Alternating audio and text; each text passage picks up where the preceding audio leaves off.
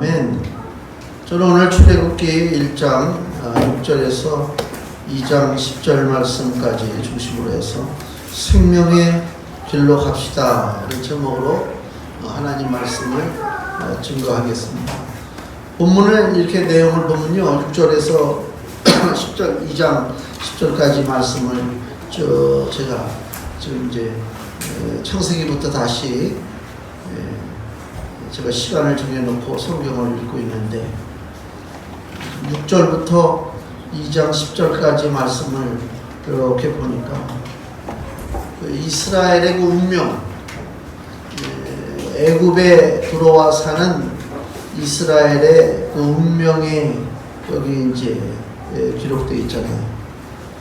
우리가 잘 알다시피 그 요셉을 통해서 이스라엘 백성들이 애굽으로 이주했단 말이에요. 한동안은 잘 살았어요. 평안하게 살았단 말이에요. 근데 이제 때가 돼서 고난이 시작됐습니다. 고난이 시작되는데 그 고난이 우리가 일반적으로 이 땅에서 겪는 고난 정도가 아니고 생명을 뺏어가려고 하는 고난. 그러니까 오늘 성경을 쭉 보면서 딱 느끼는 첫 저기가 사느냐 죽느냐 그것이 문제로다. 이게 생각나더라고요. 우리 인생의 싸움이요. 한쪽은 죽이려고 그러고 한쪽은 살려고 애쓰고. 이게 오늘 본문의 그림이에요. 그러면 이게 뭐 지금으로부터 3000년 전에 일어난 옛날 이야기냐? 그게 아니고 오늘 우리들의 삶 속에도 사느냐 죽느냐 정말 그것이 문제로다. 심각하다. 그래서 오늘 이 말씀을 통해서 하나님께서 우리에게 원하시는 삶의 길이 무엇인가 그거를 알고 분명하게 붙잡고 나가야 돼요. 세상 사람과 우리 하나님의 자녀들과 차이점이 너무나 많이 있지만은 우리는 우리가 어느 길로 가는지를 알고 간단 말이에요. 그게 중요해요. 갈 바를 알지 못하고 뭐 죽어봤어 살아봤어 그러면서 살다가 죽는 인생이 아니고 우리는 갈 길을 안단 말이에요. 내 아버지 집에 거할 것이 많도다. 갈 길을 알고 간단 말이에요. 삶이 똑같을 수가 없어요. 차원이 틀려요. 수준이 높단 말이에요. 근데 정작 우리 자신들은 내가 걸어가는 인생길이 수준이 높고 내 인생길이 이게 보통 길이 아니다라고 생각하고 있느냐? 그걸 모르니까 예수 믿는 사람이나 예수 안 믿는 사람이나 똑같은 줄 알고 그냥 산단 말이에요. 그게 제일 안타까운 거예요. 엄연히 틀린데 지금은 이제 뭐 미국 들어가기가 많이 쉬워졌지만 옛날에 뭐 옛날도 아니지 한 10년 15년 전만 해도 굉장히 뭐 비자 받기도 힘들고 입국 심사하는데 까다로웠잖아요. 우리 여기 보면은 그 서양 사람들 막 돌아다니잖아요. 뭐 그냥 그런가 보다. 미국에 딱 도착하면 제일 먼저 느끼는 게 뭐예요? 나는 미국에 시민권이 없지. 그래서 시민권이 있는 사람은 저쪽 줄로 빨리 들어가는 줄. 시민권이 없는 사람들은 이쪽에 줄이 길게 늘어져 있어요. 거기 보면 별의별 나라, 뭐 동남아시아, 아프리카, 뭐 유럽, 뭐 중동, 그냥 별의별 사람들이 다 섞여서 서 있어. 왠지 기분이 좀 그래. 뭐 남의 나라 들어가는데 뭐 당연하지라고 생각할 수도 있는데 막 여러 나라 사람들이 섞여 있는 줄에 이렇게 서 있다 보면 괜히 좀 기분이 좀 그렇더라고. 나랑 똑같은 한국 사람인데 내가 볼 때는 저 사람 분명히 한국 사람인데 여권 색깔이 틀리고 저 미국 사람 쓰는 줄에 가서 쓴단 말이에요. 야, 저 사람 출세했나 보다. 그래, 괜히 거기서 입국장서부터 기가 죽어서 미국에 들어간다. 그러니까 입국 심사관이 여기 왜 왔냐? 벌벌 떨어가지고 왜 왔는지도 모르고 돌아가고 싶냐? 무조건 예스 하다가 돌아오는 사람도 있었다. 괜히 미리 기 죽어서 그래. 우리 하나님의 자녀는요, 뭐 미국 들어가는 정도가 아니죠. 아이고, 뭐 그건 아무것도 아니지. 너희 시민권은 하늘에 있다고 했잖아요. 놀라운 영적 권세, 특혜를 가지고 살아가고 있는데 그걸 몰라 정작. 그 전에 미국 LA 갔을 때 거기 디즈니랜드를 단체에서 다 같이 갔죠. 뭐 우리나라 여기 롯데월드나 디즈니랜드나 똑같지 뭐. 그냥 줄을 얼마나 오래 쓰는지 몰라요. 내 기억에 남는 것은 줄이 막 꼬불꼬불 막 서 있죠. 근데 내 앞에 서 있는 그 미국 그 꼬마애 남자애, 걔가 이게 밝은 표정으로 막 이러는데 난 서서 이렇게 있으면서 걔가 왜 이렇게 부러운지 몰라. 야, 너 미국 사람이라서 너무 좋겠다. 뭐 영어도 잘하지. 우리 한국에서 간 사람들은 아이스크림 하나 사 먹지를 못해. 영어가 안 되니까. 나보고 아이스크림을 사달라고 그러는데, 야, 나도 생전 내가 미국에서 아이스크림을 사 먹어봤어야지. 아니, 우리나라 저 베스킨라빈스도요, 우리 같은 사람들 가면 못 사 먹어요. 뭐가 뭔지 알긴 알겠어요? 뭐 이걸 골라라, 저걸 골라라, 뭘 올려라, 내려라 그러는데, 어떻게 사 먹냐고. 그냥 브라보콘 하나 사 먹는 게 낫지. 근데 미국 가가지고 내가 영어로 다 무슨 재주로 해. 하여튼 그래서 좀 뭐 곤란한 일을 겪었던 적이 있어요. 그래서 미국에 태어나서 영어도 자동적으로 하고 미국 시민권 가지고 얼마나 좋을까. 하나님께서 우리를 그 수많은 노래와 같은 인생 중에서 우리를 건져내셔서 하나님 백성으로 우리를 만들어 주셨단 말이에요. 그게 감사해요. 나는 어디 가서 누가 혹시 뭐 하세요?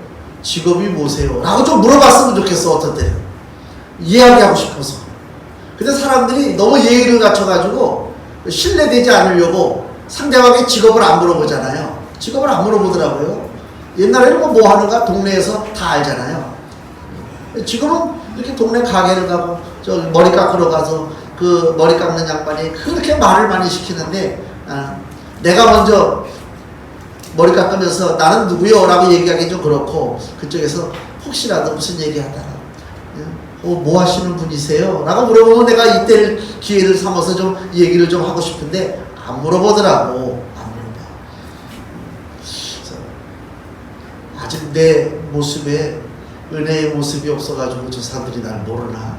제일 목사를 알아보는 동네가 어디냐면요, 저 낙원상가 가니까 그 전에 우리 저 드럼 사러 갔을 때 낙원상가 가니까 들어가자마자 그 낙원상가의 그 드럼 악기 파는 주인이 딱 일어나는데 목사님 오셨어요? 그러더라고. 이 사람이 나를 어떻게 알지? 근데 그래서 거기 오는 게 목사밖에 더 있겠어? 뭐 목사 아니면 전도사지 뭐. 그렇지 않아요. 그렇게 이제 내 정체가 드러나면 그때를 기회로 예수님 얘기도 하고 복음 얘기도 하고. 근데 그게 아니니까 평창에 그 송호 횟집에 그 조그마한 그 동네에 조그마한 집이 있어요. 그래서 백반집 같은 거기 들어가서 이제 같이 간 목사님하고 밥을 먹는데 우리 보고 땅 사러 오셨니? 거기 식당 주인이 그래가지고 내가 아니 지금 여기 평창에 땅 사러 다니는 사람 있어요? 올림픽 끝난 지가 언젠데? 그래도 가끔 다녀요 그러더라고. 그래서 우리는 아닙니다. 그러고 사람이 보험을라 밥 먹을 때 기도하고 그 회를 먹으면서 술 한잔 안 마시고 회 먹는 사람 보면은 이상하다. 좀 물어봐야 되는데 땅 사러 왔냐고 그러니 얘기하고 싶은데 어딜 가든지 간에 내 신분이 얼마나 고귀하고 내가 얼마나 특별한 사람이냐 이걸 깨닫는 것이 중요해요. 그렇지 않으면 내가 천한 사람 돼요. 우스운 사람 된다니까. 식당에 가가지고 집에서야 뭐 불평하고 원망하고 뭐 맛이 짜냐 싱겁냐 뭐 이런 얘기 할 수 있지만 예수 믿는 사람이 식당에 가가지고 여기 음식이 뭐 이래요 저래요 이거는 뭐 그러면 안 돼. 사람들이 다 알아. 교회 다니서 밥 먹을 때 기도하고 나서 금방 그냥 우리는 특별한 사람이란 말이야. 우리끼리 모였을 때 막 기도하고 우리끼리 모였을 때 뭐 사랑하고 뭐 은혜 나누고 그건 누구 못하냐고. 어느 나라 사람들은 바깥에 나갔을 때가 어떻게 행동하느냐 그게 중요한 거지. 뭔가 좀 티가 나야 될 거 아니야. 예수님 믿는 뭔가 내색을 좀 해야 될 거 아니야. 왜 내색을 못하느냐? 간단해요. 자랑할 게 없어요. 오늘날 우리 한국 교인들이 내가 예수님 믿고 사는 것에 대한 자랑이 없기 때문에 내색을 못하는 거예요. 자랑할 것이 있어 보세요. 왜 내색을 못하겠어요? 그렇잖아요. 어디를 가는데 저 휴게소를 양평 휴게소인가 하는데 앞에 외제차나 무슨 외제차인지는 모르는데 뚜껑이 없는 외제차예요. 밤색깔로 돼 있는데 탁 젊은 애가 타가지고 말이야 뚜껑이 없이 거기서 앉아가지고 탁 이러고 있더라고. 걔 왜 그러고 앉아있겠어요? 자랑하고 싶어서 그런 거 아닙니까? 뭔가 나 좀 봐줘라. 나 이런 사람이야. 이런 사람이야. 내세우고 싶거든요. 근데 오늘 우리가 왜 하나님의 자녀요 예수 그리스도의 제자라고 하는 것을 내세우지 못한다? 떳떳하지가 못하고 자랑할 것이 없어. 뭔가 왜 자랑할 것이 없어요? 내가 깨닫지 못하니까 자랑할 것이 없는 거지. 내 신분을 깨달아 보세요. 얼마나 대단한 건지 몰라요. 오늘 이 말씀을 통해서 한번 우리가 좀 깨달아야 돼. 우리 신분이 어떤 신분인가? 본문을 보면요 6절 말씀 보세요.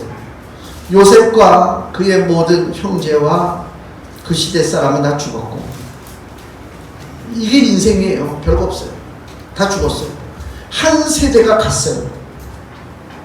요셉과 그 모든 형제, 우리 스토리 알죠? 요셉 17살 때 형제들이 요셉을 팔아버렸잖아요. 그 살려달라고 그 애고를 하고 울면서 그 매달리던 그 동생을 이 형들이 애굽의 노예로 팔아버렸어요.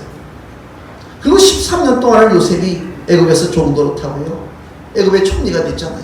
그리고 가나안의 극심한 가뭄 때문에 살 수 없게 된 자기 형제들을 요셉이 끌어온 거 아닙니까? 그 과정 속에서 갈등, 또 그 형들은 자기 동생 요셉이 복수하지 않을까 그 전전긍긍하고 두려워하고, 요셉은 내가 안 한다. 염려하지 마시오. 나를 이곳에 보낸 것은 당신들이 아니라 하나님께서 당신들을 구원하려고 나를 보내신 것이 아니냐. 요셉이 그렇게 얘기하는데도 이 형들이 못 믿어.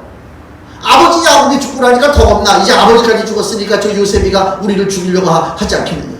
그럼 또 달라들어. 요셉이 눈물을 흘려. 서로 못 믿어요. 같이 옆에서 그렇게 뒹굴러도 그 속마음을 모르니까 불안하고, 그렇게 갈등이 많았던 사람들. 그 사람들이 다 옛사람이 됐어요. 다 죽었어요. 그 사람들은 어떤 사람들입니까? 요셉과 형제들은 하나님의 약속을 받은 사람들이에요. 하나님이 아브라함을 통해서 가나안 땅 주겠다고 약속했잖아요. 가나안 땅. 가나안 땅은 이건 영원한 구원에 대한 상징이잖아요. 단지 눈에 보이는 그 시뻘건 땅이 아니란 말이에요. 그 약속을 받은, 구원의 약속을 받은 자손들이란 말이죠. 그리고 7절에 보니까 이스라엘 자손은 생육이 중다하고 번식하고 창성하고 심히 강대하여 온 땅에 가득하게 되었더라. 이게 이제 하나님의 약속이 계속 후손들에게 내려오는 거예요. 내려온단 말이에요. 하나님의 약속은 진실돼요. 때를 따라서 바뀌어지는 게 아니란 말이에요. 사람처럼. 그러니까 사람은 믿을 수 없고 사람에게 마음을 두고 사는 것이 가장 어리석은 것이로되, 하나님은 인생이 아니시니 시건치 아니하신다. 그 하나님을 온전히 의지하고 나가는 것이, 이게 지혜로운 거예요. 저는 친구가 없어요. 집사람하고 그런 얘기를 자주 해요. 나는 중학교 친구도 없고 고등학교 친구도 없고 대학교 친구도 없고, 지금 이제 우리 신학 동기들, 우리 목사님들 몇 분밖에 없어요. 어떤 때는 외로울 때도 있어요. 뭐 텔레비전에 보니까 막 동창들끼리 막 몰려다니고, 나는 없어. 어떤 애들은 뭐 국민학교 동창도 모인다는데 나는 국민학교 동창도 없어. 생전 무슨 뭐 동문회 한다, 뭐 체육대 한다, 나한테 연락 오는 것도 없어. 왜 나는 왜 외딴 섬처럼 갇혀 살까? 하나님이 그렇게 해주시는 거예요. 너는 그렇게 살지 마. 내 가장 연약한 것을 알아요. 저도 놀기 좋아해요. 사람 좋아해요. 그런 사람이요, 계속 어울리다 보면요, 아이고 이거 제명에 못 가지. 하나님의 사람으로 외롭게 살아요. 다른 목사들이 그래요. 나보고 외롭게 산대요. 외롭게 살아야 좋아요. 외롭게 살아야 하나님 말씀을 읽어요. 내가 재밌게 살고 바쁘게 살고 만날 사람 많고 돌아다니면요, 언제 성경을 읽고 언제 기도해요. 언제 이 귀한 진리를 내가 깨달을 수가 있어요. 내 사명은 마치 고급 식당에 셰프하고 똑같아요. 그 고급스러운 음식 재료들을 다 모아다가 맛있게 음식을 해가지고 주의 자녀들에게 나눠주는 거란 말이에요. 그게 중요한 거 아닙니까? 근데 인스턴트 요새 뭐 그런 체인점들 많잖아요. 그런 데는 셰프가 실력을 발휘할 필요가 없어요. 식재료 가지고 고민할 필요가 없어요. 그 배율이 있잖아. 배율이 몇 대 몇 대 몇 그렇게 법칙대로 해서 척척척척 해서 주면 돼. 그럼 일정한 맛이 나니까. 대신 뭐가 없어요? 애정이 없지. 사랑이 없지. 저는 안 그래요.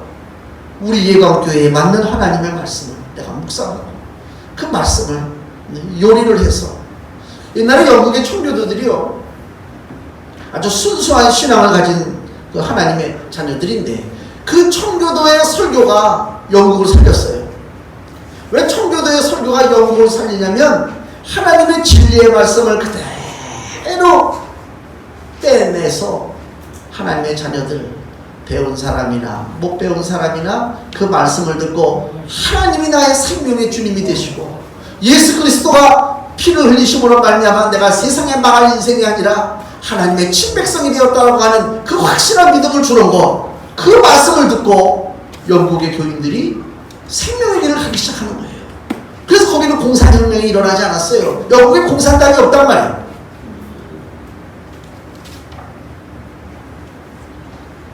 이스라엘이 번성합니다. 자, 번성하기 시작하니까 이때부터 고난이 오는데 8절 요셉을 알지 못하는 새 왕이 일어나서 애굽을 다스리더니 새 왕이 일어났다는 얘기는 뭐예요? 이스라엘 백성들에게 호의적이지 않은 친절하지 않은 적대적인 사람이 나타났다 그 얘기입니다. 11절 감독들을 그들 위에 세우고 그들에게 무거운 짐을 지워 괴롭게 하여 그들로 바로를 위하여 국고성 비돔과 람셋을 건축하게 하니라. 그 새로운 정권, 새로운 왕의 목표는 뭐냐? 이스라엘로 하여금 괴롭게 만드는 것이다. 괴롭게 하는 거란 말이에요.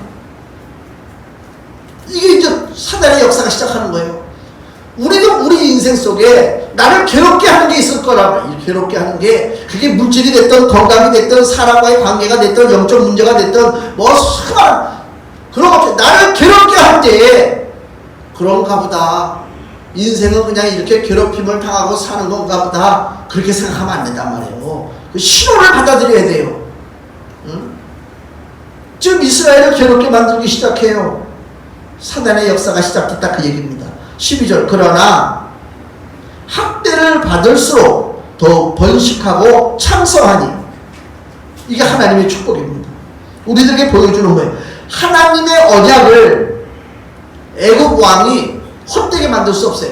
하나님이 택한 백성들 복 주시고 그들에게 영생의 축복을 주신다고 하는 하나님의 언약을 세상의 불순한 세력들이 방해할 수가 없다. 쉽게 얘기하면 하나님이 우리를 이 땅에 보내셔서 강건하게 살게 하시고 예수님의 증인 되게 하시고 하나님 백성 되도록 그래서 만인들에게 나는 하나님의 자녀로서 이렇게 살아가고 있다 라고 하는 것을 보이기를 주님이 원하시는데 내가 주눅 들어서 살아. 늘 비빌대고 살아. 늘 어려운 가운데 눈물 흘리고 살아. 그것을 그냥 운명인 줄 알고 받아들이고 가만히 있다면 이거 바보라 이게 바보라. 싸워야 되지. 왜? 하나님의 역사하심은 이스라엘 백성들이 괴롭힘을 당하면 당할수록 하나님이 이스라엘 백성 뒤에서 그 백성들을 더욱더 번성하게 하고 강성하게 하는 것이 하나님의 은혜란 말이에요. 그 은혜를 우리가 사모해야 돼. 기도할 때 뭘 기도합니까? 하나님 나 그냥 이대로 살다가 편히 그냥 죽게 해주셔. 그렇게 기도합니까? 나를 도전하고 나를 쓰러뜨리려고 하는 그 악한 세력들이 있잖아요. 그런데 두고 볼 수가 없지. 두고 볼 수가 없잖아요. 세상에 제일 꼴불견이요. 실력도 없고 능력도 없고 보잘것도 없는 존재가 막 설쳐대는 거예요. 옛날에 학교 다닐 때요. 국민학교 때도 그렇고 중학교 때도 그렇고 고등학교 때도. 옛날에는 반장을요. 선생님이 임명을 해요. 반장을. 지금처럼 민주선거로 되는 게 아니요. 선생님이 반장을 임명을 딱 한다고. 근데 걔 중에는 똑똑한 애들도 있는데 걔 중에는 좀 어리어리한 놈들이 있어. 엄마 그 치맛바람 때문에 반장 되는 애들이 있어. 그러면 저 같은 사람은 반장 될 일이 없어요. 우리 어머니가 막 와서 치맛바람 뭐 저가 없으니까. 그럼 내가 볼 때 저놈보다 내가 더 똑똑한데 말이야. 저놈이 말이야 선생님한테 알람되고 말이야 반장이 앞서고 설치되고 뭐. 반장의 유일한 특권이 뭔지 아세요? 선생님 들어보면 자기야 열정시야 형네 이거 그게 그렇게 부러워. 나도 저것 좀 받고 싶어. 이러지. 응? 내가 그 반장이 그러는 것에 대해서 순종하고 싶지가 않아. 순종하고 싶지가 않아. 어린 마음에도 집가식게 뭐가 잘났다고 말이야. 어린 마음에도 그런 마음이 들더라. 응? 어떤 애는 그 할머니가 문방구집 아들인데 점심시간에 그 할머니가 정성을 다해서 노란 냄비에다 라면을 끓여가지고 학교 문방구 앞이니까 가지고 그 손자를 그 먹이겠다고 갖고 들어. 너무너무 부러운 거야 저게. 근데 라면들이 대단하잖아요. 점심시간에 라면 먹는 국민학생이 어딨어 옛날에. 그 라면을 먹어. 얼마나 아무리 라면을 먹고 할머니한테 대접을 받으면 뭐하냐. 내 생각에는 나만도 못하다 그래도 어릴 때 그런 마음으로 살았단 말이야. 물론 뭐 그게 너무 지나치면 교만한 마음이요 너무 자아중심적이고 좀 못된 마음이지만은 우리 하나님의 백성들이 좀 그런 마음도 있어야 돼. 내가 예수님 믿는 사람이야 이래봬도 하나님이 내 아버지야. 옛날에 이승만 대통령 아들 흉내를 내고 돌아다니는 놈이 있었어요. 옛날에 뭐 텔레비전이 있어 뭐가 있어 얼굴을 모르니까 자기가 이승만 양아들이라고 이강국이라고 해가지고 돌아다녔다니까 지방으로 다니면서. 그러니까 막 경찰서장들이 벌벌 떨고 그냥 막 대접을 하고 막 그랬던 사건이 있었어요. 대통령 아들이라고 가짜놈이. 우리는 누구냐 이게. 우리는 누구냐 이게. 거기다 좀 자부심이 좀 있어야지 예수 믿는 사람들이. 15절 보세요. 점점 이제 사단의 역사가 세집니다. 애굽왕이 히브리 산파 십부라라 하는 자와 부하라 하는 자에게 일러 가로되 너희는 히브리 여인을 위하여 조산할 때에 살펴서 남자면 죽여라. 그 얘기요. 남자면 죽여라. 이 무서운 얘기. 여자는 살리고. 드디어 사망의 세력이 정체를 드러내고 있다. 이제 죽이는 일밖에 없단 말이에요. 더 이상 이스라엘의 번성을 두고 볼 수 없다. 하나님의 축복의 약속에 대한 지금 마귀의 도전이 시작됐다는 것입니다. 그런데 17절 그러나 산파들이 하나님을 두려워하여 애굽왕의 명을 어기고 남자를 살린지라. 저 이 말씀을 읽는데 뭐예요? 결론이 생명이 사망을 이긴다.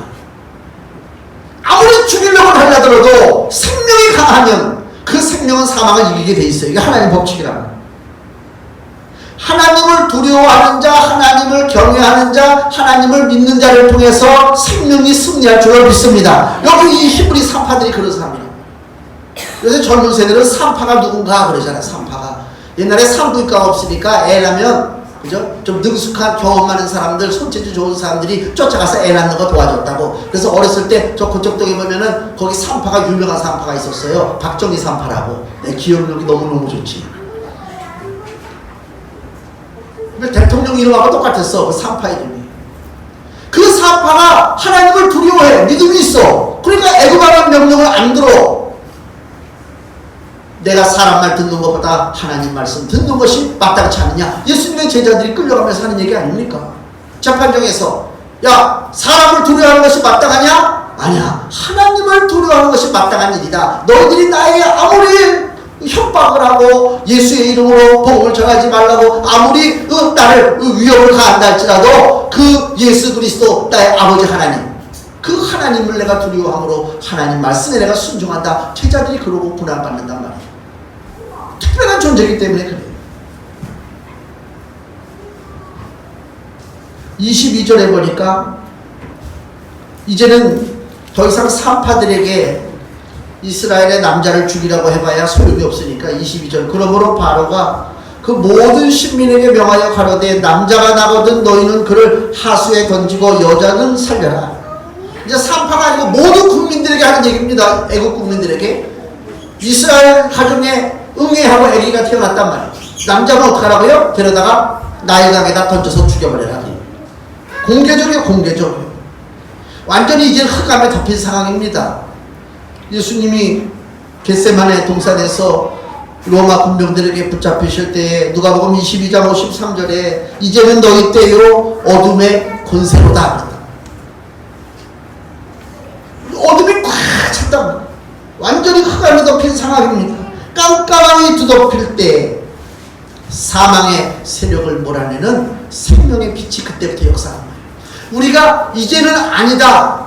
이제는 끝났다. 이제는 소망이 없다. 그때 그때가 하나님의 역사가 시작될 때, 내가 뭔가를 할 수 있다라고 생각될 때는 아직은 하나님 두고 보시는 거예요. 그러잖아요. 물에 빠진 사람 건져낼 때 어떻게 건져내라고요? 막 힘이 넘쳐가지고 허우적거릴 때 구하라고 달려갔다가는 그 사람이 내 머리채 잡고 늘어지니까 같이 빠져 죽지. 그러니까 그 사람이 실컷 물 마시고 배가 맹꽁이 배처럼 저렇게 불러올 때 그때 슬슬 가가지고 슬슬 끄집어내라. 그렇게 하나님 앞에 내가 빠져서 다 죽게 생겼을 때 이제 소망이 없어. 내 눈에 보이는 건 물밖에 없어. 하늘도 보이지 않고 이제 포기해야 돼. 그러나 그때가 하나님의 생명의 역사가 나에게 시작되는 때다. 그래서 우리는 낙심할 필요가 없다. 그 얘기. 소망을 가지고 나가는 것이. 그래서 여기 2장으로 딱 넘어오니까 무슨 일이 갑자기 벌어져요? 뜬금없이 어린아이가 하나 태어나잖아요. 모세가 태어나요. 모세도 당장 죽어야 될 거 아닙니까? 죽어야 되는데 그 엄마가 3달 동안을 숨겨놓고 있다가 결국은 숨길 수가 없으니까 애가 울어대는 소리가 크니까 갈대 상자에 집어넣고 날 하숫가에다 띄워버렸단 말이에요. 그걸 누가 발견했어요? 애국 왕의 딸, 그죠? 바로의 딸 공주가 발견하고 끄집어냈어요. 10절 그 아이가 자라매 바로의 딸에게로 데려가니 그의 아들이 되니라. 그가 그 이름을 모세라 하여 가로되 이는 내가 그를 물에서 건져내었음이라 하였더라. 실상은 바로의 딸이 건져낸 것이 아니라 누가 건져낸 거예요? 하나님께서 건져내시더란 말이에요. 하나님께서. 노아가 홍수에서 건져진 것은요, 노아 한 사람이 건져진 것이 아니라 우리 모든 인류가 건짐을 받은 거예요. 노아 때문에. 우리는 다 보면은 노아가 살았기 때문에 우리가 좀 존재하는 거 아닙니까? 그러니까 노아 한 사람이 건짐받은 것은 노아가 건져진 것이 아니라 우리가 건져진 거예요. 여기 모세가 사망해서 건져진 것은요, 모세 하나가 건져진 것이 아니라 그 당시에 이스라엘이 건짐을 받은 거예요. 왜? 궁극적으로 모세를 통해서 이스라엘 백성들이 가나안 땅으로 가잖아요. 주 예수를 믿는 우리가 예수께서 사망을 이기고 부활하신 것이 예수님 그 한 분에게만 일어난 사건이 아니라 그 예수님의 일어난 구원의 사건은 곧 우리에게도 일어난 사건이란 말이에요. 로마서 8장 2절에 그리스도 예수 안에 있는 생명의 성령의 법이 죄와 사망의 법에서 너를 해방하였습니다. 예수님이 살아난 것이 내가 살아난 거란 말이에요. 이게 바로 구원의 역사예요. 오늘 본문의 흐름을 보면요, 생명과 사망의 싸움이요, 이 싸움이 벌어지는 거예요. 그 싸움의 가운데 우리가 서 있단 말입니다. 사단은 이스라엘을 죽이려고 하고 하나님께서는 이스라엘을 살리시는 거죠. 누구 편에 서 있느냐? 스스로를 한번 바라보세요. 강원도 평창에 장례식장을 제가 목요일날 다녀왔습니다. 가는데 3시간 넘게 걸리고 오는데 3시간 넘게 걸리고 너무 힘들더라고요. 갔는데 그 목사님 그 장인이 돌아가셨어요. 그러니까 그 사모님의 그 친정아버지죠. 7남매래요. 7남매. 자손이 많아야 되겠더라고. 내가 거기서 느낀 게 자손이 많으니까 너무 좋아요. 그러니까 강원도 평창에 갑자기 일이 벌어져서 뭐 사람들이 몰려갈 수가 없잖아요. 너무 머니까. 근데도 와글와글해. 그 자손들만 해도 와글와글해. 7자손. 하니까 그 조화 있잖아요. 조화 쫙 늘어서. 그 다음에 조기 있잖아요. 근조기. 법무부 장관, 검찰총장. 그 형제 중 하나가 검찰에서 일한대요. 그러니까 뭐 법무부 장관, 검찰총장. 보니까 그 조기도 얼마나 근조기가 많이 들어왔는지 검찰총장 근조기는 저 바깥으로 빠졌더라고. 야, 그래서 우리가 가져간 근조기는요, 내놓지도 않았어요. 내가. 가서 보니까 그 형제 7자매 중에 예수님 믿는 사람은 그 목사님 사모밖에 없어. 다 예수님을 안 믿어. 그러니까 기독교식으로 안 해. 그러니까 우리 근조기를 갖다 놓을 수가 없지. 그 친정아버지는 예수님을 좀 믿었지만 온 형제들이 달라들어서 그러니 거기서 싸움할 거 어떡할 거야. 셋째 딸인데 그 사모가 저한테 와서 그 간증을 하더라고요. 근데 그 간증 들으려고 간 것 같아. 친정아버지가 목숨이 위태롭다고 그래가지고 그 속초에 사는데 속초에서 평창을 2시간 걸려서 차를 몰고 오는데 중간에 물론 돌아가셨는데 차가 안 나가더래요. 이렇게 밟아도 안 나가. 그래서 막 차를 몰면서 안개는 자욱하게 껴있지. 밤에 그때 그 시간에 밤 11시 몇 분에 돌아가셨더라. 하나님 앞에 막 찬송하고 기도했대요. 하나님 우리 아버지 천국으로 인도해 달라고, 천국으로 인도해 달라고. 저 믿지 않는 형제들을 그 손에 이끌리지 말고 하나님께서 책임져 달라고. 그리고 이제 달려갔는데 아버지는 떠났잖아요, 세상을. 딱 들어가 보니까 형제들이 그 아는 사람들이 뭐 법무부 장관, 검찰총장, 무슨 기업 대표 해가지고 조화가 쫙 있는데 이 셋째 딸과 관련된 조화는 하나도 없어. 뭐 목사, 남편 목사 뭐 대단하겠어요. 뭐 목사는 진짜 힘이 없잖아요. 어디서 조합을 해올 때가 어디 있어? 무슨 기업에서 오겠어? 국회의원이 오겠어? 그러니까 거기 주눅이들은 그 순간적으로 그 목사하고 그 사모님이 그렇잖아요. 그냥 쫙 놓여져 있는데 아이고 나와 관련된 건 내 것도 나와도 관련된 누가 사람들이 갖다 막 놔줘야 좀 나도 체면이 좀 쓸 텐데. 그리고 막 그냥 속상해서 있는데 갑자기 속에서 내적 음성이 들리는데 야 내가 네 아버지에게 구원의 선물을 주지 않았느냐 딱 그러시더래. 그러고 나니까 야 이까지 좋아해가 아무것도 내일 아침에 이제 저기 뭐 장지로 떠날 때는 다 쓰레기로 없애버리나? 아무 소용 없잖아요. 그까짓 거 몇만 원짜리 구원을 돈으로 살 수 있나? 그때 어깨가 펴주는 거예요. 그래 자식이 7명이면 뭐해? 아버지 영을 하나 구원하지 못하는 자식들 아무리 효도한다고 맛있는 거 사먹이고 뭐 용돈 갖다 주면 뭐해? 아버지 하나 구원하지 못하는데. 그래서 거기 그 기쁨이 막 넘쳐가지고 나한테 와가지고 간증을 하더라니까요. 근데 그걸 들었어요. 이야 너무 멋있더라고. 구원은 구원의 길을 아무에게나 주신 것이 아닙니다. 우리를 향하신 하나님의 뜻은 무엇인가? 금주 말씀 보세요. 예레미야 29장 11절 같이 읽겠습니다. 나 여호와가 말하노라. 너희를 향한 나의 생각은 내가 아나니 재앙이 아니라 그 평안이요 너희 장래의 소망을 주려 하는 생각이라. 아멘. 우리 장래의 소망이요. 장래 이 땅에 사는 인생들이 무슨 소망이 있겠습니까? 예수께서 요한복음 10장 10절에 말씀하시기를 내가 온 것은 양으로 생명을 얻게 하고 더 풍성히 얻게 하려 함이라 그랬어요. 말씀을 잘 보세요. 양에게 생명을 주시는 거예요. 예수님이 오신 것은. 근데 생명을 그냥 주시는 것이 아니라요 풍성하게 주신대요. 아니 어떻게 주는 게 풍성합니까? 생명도 풍성한 생명이 있고 모자란 생명이 있습니까? 일반 사람들은 그냥 숨쉬고 돌아다니면 다 생명 아닙니까? 근데 예수님은 우리한테 그런 생명이 아니라 풍성한 생명을 주신대요. 그게 뭐예요? 묶이지 않는 생명이요, 마귀한테 쫓겨다니지 않는 생명이요, 사망 권세에 그저 눌려서 사는 생명이 아니란 말이에요. 그 풍성한 생명은 뭐예요? 자유함을 누리는 거예요. 진리가 너희를 자유케 하리라 하는.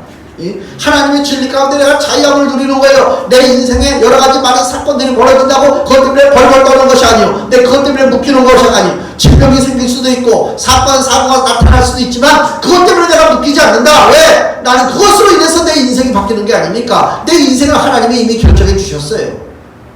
하나님 결정해 줬단 말이에요. 그래서 나는 풍성한 생명이요. 똑같이 옷 입고 돌아다닌다고 해서 저 생명이 내 생명하고 똑같아? 천만의 말씀이요. 나는 풍성한 생명이란 말이에요. 예수 그리스도의 피값으로 산 생명이란 말이에요. 그걸 안다면 내가 어디 가서 시시하게 행동하고 우습게 행동하고 가치없이 살고 아니지.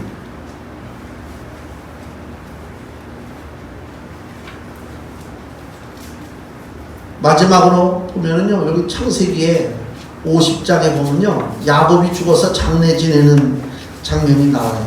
50장 2절 3절 보면요, 야곱이 죽었어요. 그 수종 의사에게 명하여 향 재료로 아비의 몸에 넣게 하매 의사가 이스라엘에게 그대로 하되 40일이 걸렸으니 향 재료를 넣는 데는 이 날수가 걸림이며 애굽 사람들은 70일 동안 그를 위하여 곡하였더라.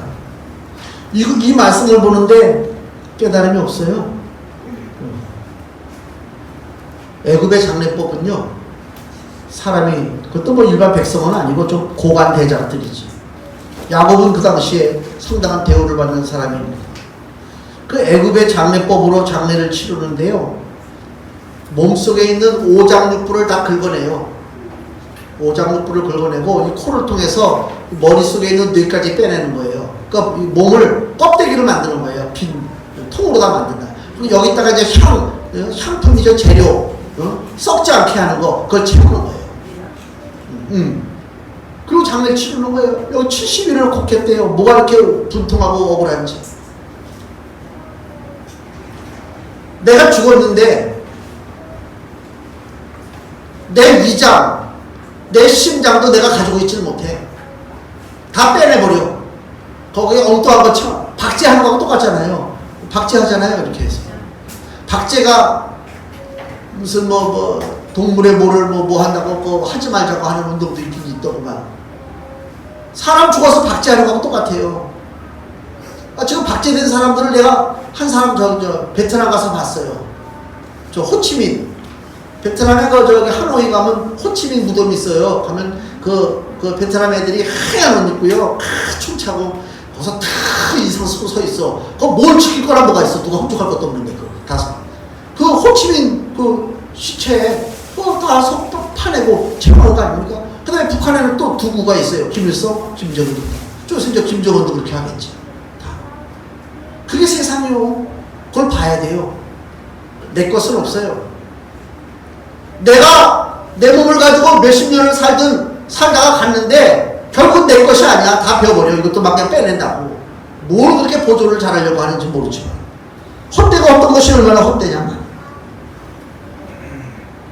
부자와 그 거지 나사로에 대한 예수님의 비유 말씀을 보면요, 부자가 먼저 죽었잖아요. 죽어가지고 고통 가운데서 이렇게 부르짖는 게 나와요. 누가복음 16장 27절에 보면요,